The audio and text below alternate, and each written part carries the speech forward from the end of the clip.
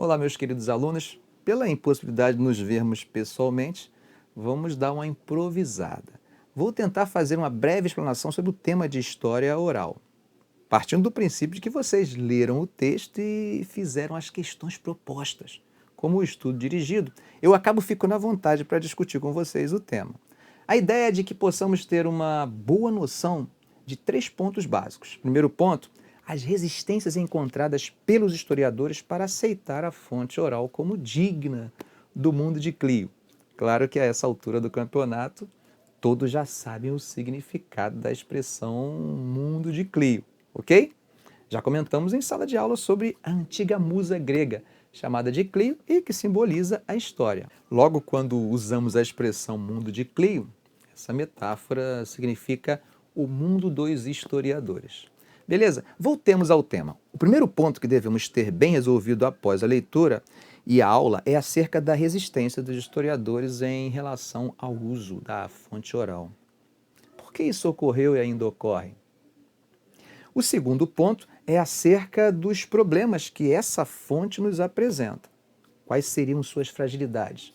Você pode estar pensando, professor Arão, essa questão não se confunde com o primeiro ponto? Eu te respondo que não. Veja bem, no primeiro ponto, parte do princípio de que o historiador não aceita a fonte por considerá-la incapaz de produzir conhecimento histórico. Já no segundo ponto, no entanto, eu parto do princípio de que o historiador já aceita a fonte oral, sem, no entanto, desconhecer as dificuldades que lhes são inerentes.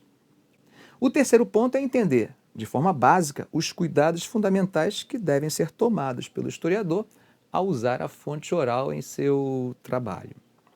Tendo esses 3 pontos em mente, podemos iniciar nossa discussão de hoje. É claro que o uso da história oral tem se proliferado na prática historiográfica, ou seja, tem ocorrido um considerável avanço, mas ainda não podemos afirmar que a desconfiança dos historiadores em relação a esse tipo de fonte esteja plenamente superada.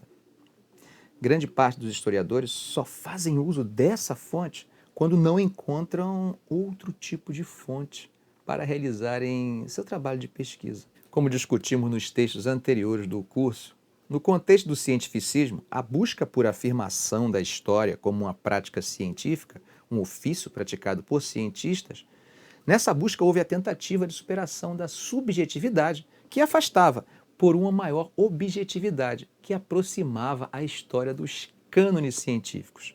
Por mais que quando falamos dessa produção historiográfica positivista e historicista, nós falamos como se estivéssemos em um pedestal olhando criticamente para uma prática ultrapassada, boa parte dessa visão ainda perdura em nosso cotidiano. Essa permanência da busca pela cientificidade histórica nos ajuda a entender a resistência que ainda persiste entre nós quanto à efetividade da fonte oral. A constituição daquilo que chamamos de tradição oral pode ser vista de diferentes formas e, para o historiador, a princípio pode ser objetiva ou subjetiva. Enquanto a poesia e as fórmulas são mais objetivas, pois são transmitidas de forma automática, a narrativa e o épico são subjetivas e sua transmissão oral não é automática. Vejamos alguns exemplos. Quem com ferro fere, com ferro será ferido. Independente do contexto narrativo que apresente sua origem, a frase é transmitida automaticamente, independente do fato de conhecermos ou não a sua origem. Provérbios e nomes são tradições orais congeladas, pois são transmitidas automaticamente. Da mesma forma, a poesia, que na antiguidade não era dissociada da música, possuía transmissão automática. Como vocês devem ter percebido, poesias e fórmulas não apresentam grandes problemas para a história oral. Os principais problemas estão relacionados às tradições aprendidas de forma não automática, isto é, as epopeias e as narrativas. O texto deixa claro que as epopeias consideradas pelo autor são as transmitidas oralmente. Essa preocupação é evidente pelo fato de que a Ilíada e a Odisseia estão escritas, mas antes de sua publicação eram produções de cunho oral. É exatamente essa poesia anterior à escrita que é objeto de análise dele. Outro importante ponto destacado pelo autor está relacionado ao tempo.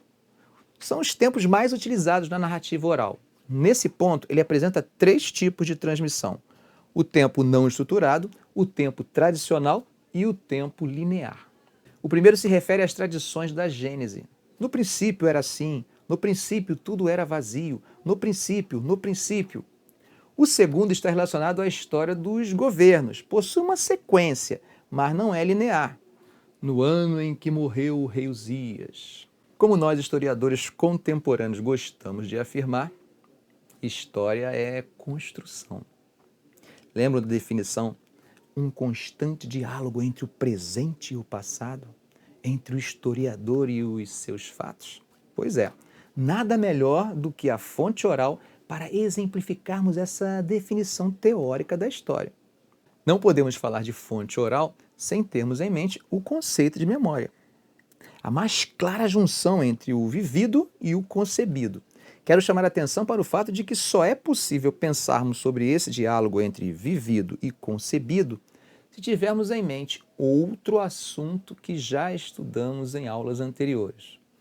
Qual, professor Arão? O de que o passado está morto, não retorna. Ou seja, a narrativa histórica, como a fonte oral, pode ser enriquecida justamente nesse processo dialógico entre o vivido e o concebido, o que aconteceu e o que se acredita ter acontecido. Sobre isso vai aqui, de forma ilustrativa, uma experiência pessoal. Meu pai, nascido nos idos de 1936, teve uma vida humilde, pobre mesmo. E bem, digamos aventureira. Desde bem pequeno, me deliciava ouvindo os seus relatos de aventuras e brigas no colégio interno, antigo SAM, onde passou boa parte de sua infância e adolescência. Embora com menos frequência pela gravidade de sua condição de saúde, ainda me conta as mesmas histórias. A parte interessante disso tudo é que a narrativa variou bastante ao longo desses quase 50 anos. Nas brigas, o número de oponentes variou sensivelmente, os dias de castigo também. Eu percebi esse processo pelo fato de ter acompanhado o entrevistado durante todo esse período. Imagina o trabalho de um historiador. Como ficou claro, se estamos conscientes desse diálogo entre o vivido e o concebido, a fonte oral pode ser enriquecedora. Na leitura do texto da semana, vocês perceberam como nossa fixação por fontes escritas encobriu durante muito tempo nossa percepção acerca dos limites dessas fontes. Muitos dos problemas atribuídos à fonte oral também são encontrados nas fontes escritas.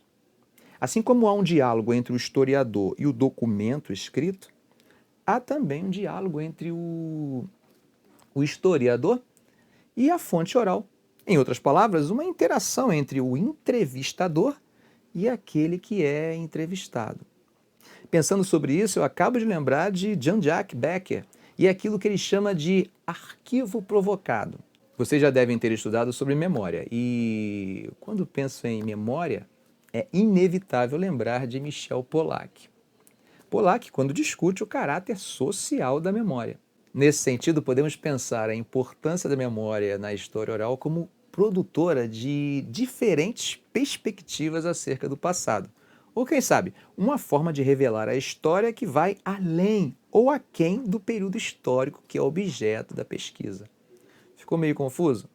Vou tentar descomplicar com um exemplo da própria prática da história oral.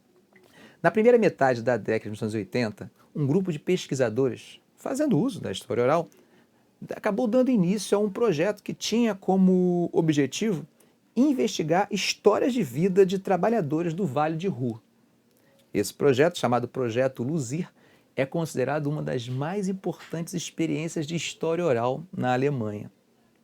O Vale de Ruhr era um dos símbolos da potente industrialização alemã, tendo sido, inclusive, invadida por tropas estrangeiras na década de 1920, com o objetivo de tentar receber dos alemães as indenizações previstas pelo Tratado de Versalhes. Beleza, voltemos ao nosso exemplo. A pesquisa acaba revelando nos relatos boa parte da história contemporânea, uma tentativa de prestar contas com o passado, de apagar, passar uma borracha. Deixe-me esclarecer que quando trato de história contemporânea aqui, me refiro à década de 1980, momento em que a pesquisa foi realizada. Ou seja, como os entrevistados se relacionavam com o passado? Aí você pode estar pensando, a história oral dá conta da produção histórica? Talvez não dê conta, mas eu diria que pode contribuir para enriquecê-la. Conforme diz o autor, descrever e tentar explicar as razões para os acontecimentos do passado é uma tarefa necessária, mas não é suficiente. Um abraço, gente. Espero que com esse vídeo eu tenha complementado a sua leitura e destacado de forma sintética as reflexões centrais que gostaria que vocês compreendessem. Ok? Um grande abraço.